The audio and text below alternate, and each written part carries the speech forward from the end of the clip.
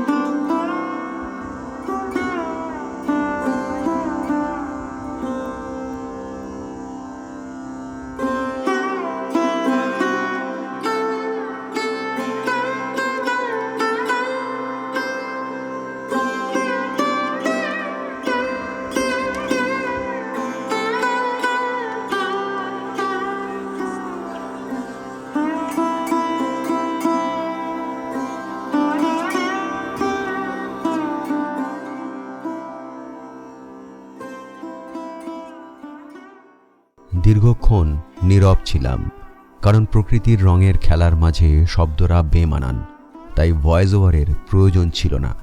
বিনসারের অকৃত্রিম সৌন্দর্যকে তুলে ধরলাম আপনাদের সামনে।